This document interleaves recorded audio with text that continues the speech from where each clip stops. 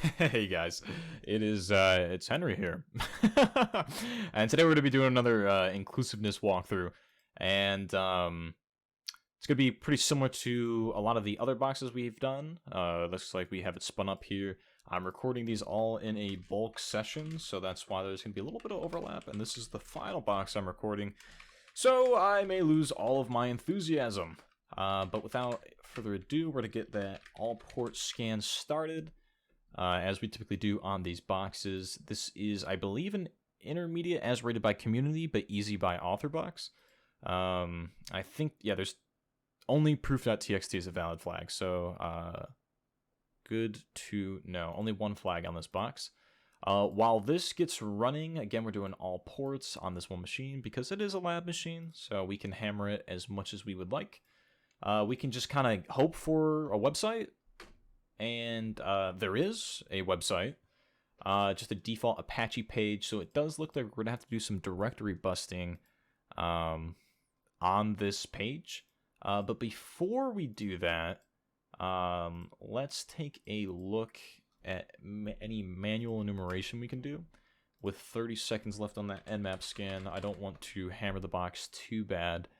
And if we type in robots.txt here, it says, "You are not a search engine. You can't read my robots.txt."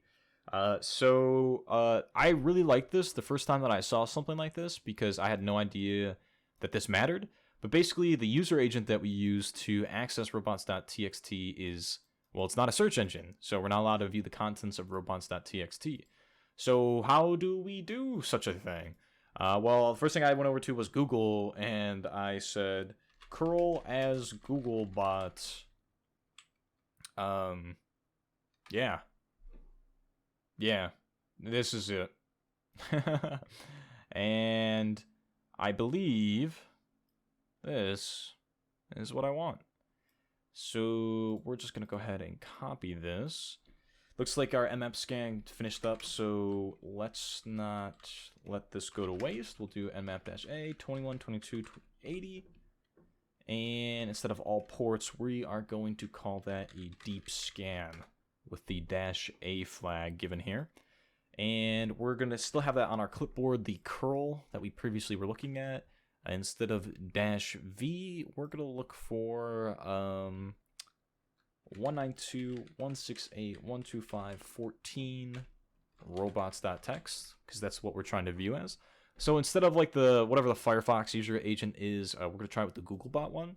And when we do that, we actually get the contents of it because it thinks we are a search engine indexing it. So it says disallow secret information. So we're going to check out that directory in just a moment. But it says over here that FTP logon is allowed. So we can check that out real quick before we finish our web enumeration. We're to go 192.168.125.14. We're to say anonymous. We're to do ls. There's a pub directory. If we go into pub ls, there's nothing here. We can check in passive just in case there's any shenanigans going on. Nothing that I'm seeing, so I'm gonna tag out of there for now. Actually, before I tag out, let's go back in. Anonymous. It's a public directory, so I'm gonna assume we can put files in there. I think it's going to kick back because I typoed anonymous. Let's try this one more time. Then we'll do anonymous, cd pub. We are going to say echo hello there and do test.txt. Then we're going to put test.txt. So we can upload files, but we don't know where this pub directory is. But this is just good to know that we can upload files. So we're going to exit out of there for now, and we are going to go ahead and take a look at this secret information directory that we were looking at. Normally I would do that directory brute forcing with ff by now. But we do have a single entry, and on boxes like this, that typically means that like you should manually take a look at it. So we have DNS zone transfer attack and some explanatory text about it. Okay, not seeing anything too crazy in the source code, just pretty text and flat. But once we hit this English and Spanish tabs here, Now it's not just displaying a page, now it's fetching a file. And we know this because it says and lang equals en.php for English, or I believe es for Spanish. Yeah, es for Spanish.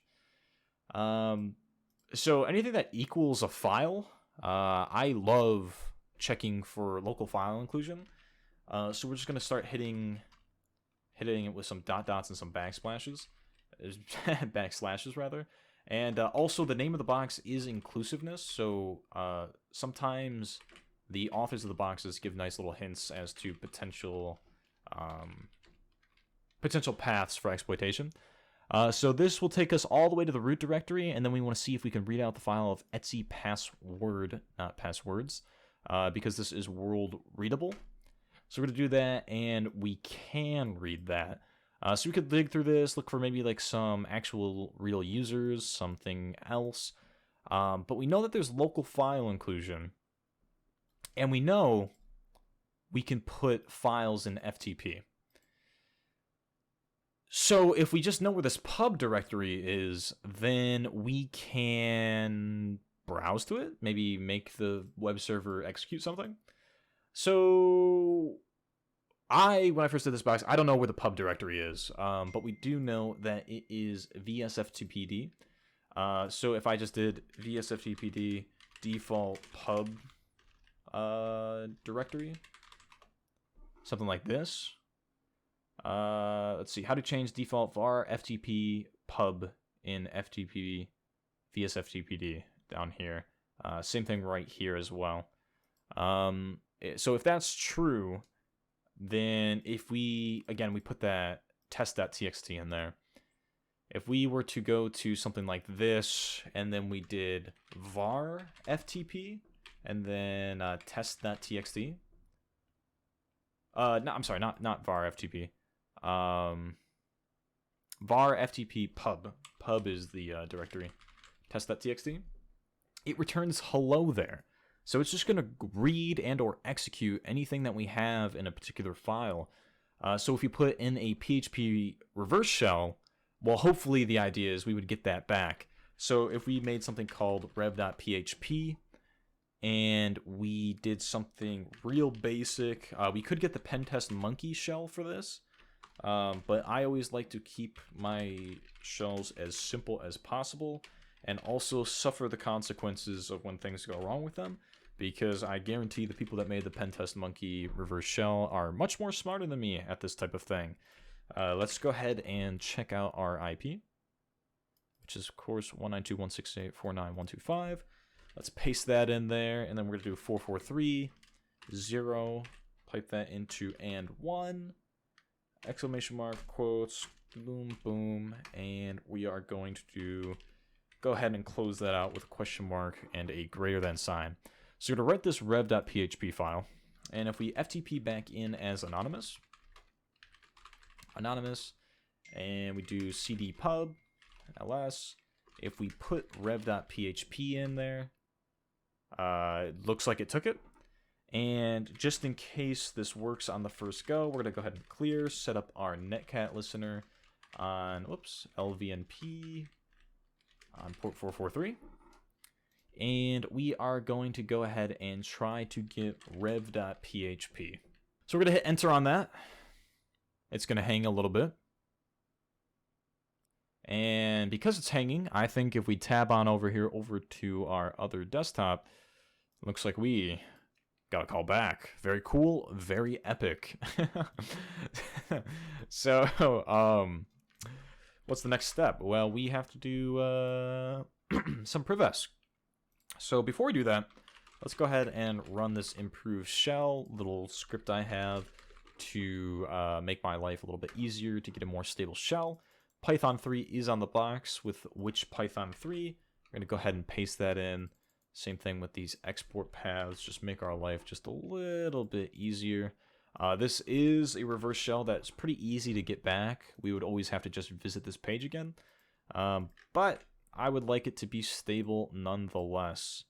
So I'm just going to go ahead and copy this, copy selection, paste, and put that back in. It's going to hang. I'm going to hit enter. And now we can control C, like it's nobody's business. So with that in mind, okay, now we're www data. And the first thing I like to do whenever I get on the box is I'd like to do a sudo dash, sudo dash L. We're not a valid user, so I doubt anything's going to come back, because it's going to be... there's no password for www data. But maybe there's like one of those situations where a particular user could use anything, which would be cool, but is not the case here. And before we start doing any unames, checking kernel versions, stuff like that, I always like to check out the home directories, see how many users there are. Tom is a user. Let's see if we can go into Tom's directory. If we do an ls-all, no bash history. Looks like there is SSH, but looks like we can't read into that. Yep, permission denied. Documents, desktops, these are all the same. Our flag. And then there is something here called root shell and rootshell.c. So I assume root shell is the compiled version of that. Yeah, that looks compiled, all right. And root shell-c is probably pre-compilation.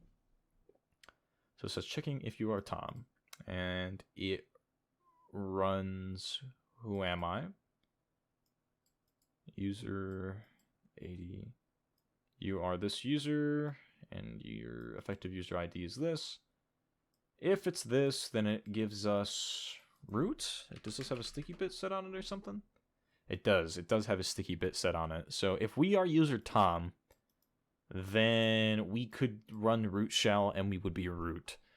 We don't have Tom's password, and we can certainly dig around for it. But something that's pretty cool that I learned on this box is we could get a little crazy with the way that it uses who am I. So by default, like if I ran who am I, whoops, who am I? So www data, and I ran root shell, it says I'm www data. Which is correct, I am www data. But what's pretty cool is how does it know where who am I is, right? So if I did like which who am I, it's checking my path, and it's checking in user bin, and then it's using who am I from there. But we can't edit this who am I, but what we can do is change where this which who am I is, where this path is. And that's what I intend on doing. So if I'm in Tom's home directory here, and we have all these files, if I vim who am I, it's going to be an empty file because it's creating a new file in this directory. And we do a little bin bash in our shebangs up top. And we do a echo Tom. Just echo Tom.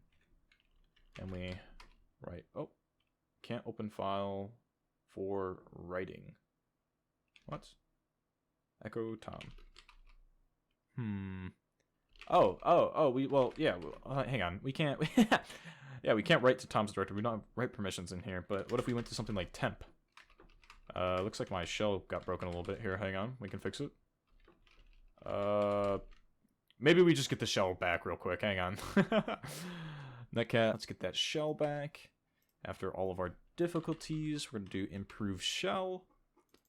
We're going to say copy, paste, copy, paste, copy, paste. And again, we're going to try to go over to temp. We are going to control Z at this time. Hopefully we have a little bit better luck. Paste this in, it's going to hang. We hit enter again. And the goal is to make this who am I, our own who am I rather. Recover. Okay, I think this is going to work this time. Do a little shebang, bin bash, and we're going to say echo Tom. So if this script gets ran, it's just going to print out Tom. So if I do // who am I,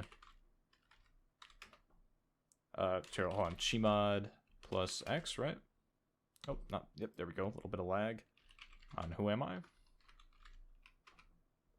And now we do / who am I. It's going to say Tom, but if we ran the real who am I, we're www data. But that's the thing. It might not matter. And so what we're going to do is we're going to go ahead and export path to /temp $path. And now if I run who am I, it says I'm Tom. So I maybe you're seeing what's going on here. So if we cd over to home Tom, and we do a little ls here, ls all, and we do cat root shell.c. Looks like it's messing up some more. If we do cat root shell.c, the terminal is broken again, but we're almost there. We'll just get this shell back real quick. Boom. Cd over to home Tom. We'll do cat root shell.c. Again, it's checking for a who am I command, and it's hoping that the user ID is well, Tom. So we're gonna do this, and this time we're gonna go ahead and export path to temp path, because that's where we put the fake who am I. And if I did who am I from here, it says that we're Tom. So if we do root shell, which has the sticky bit set on it, we can verify that with ls-all. It does have the sticky bit right here set. So if we just do .root shell, just like that, access granted, we're root. Boom. So yeah, I guess that's going to conclude this inclusiveness walkthrough. Again, any feedback, any comments, any criticism, make sure to let me know. But without further ado, my name is Henry, and I will catch you guys in the next box walkthrough.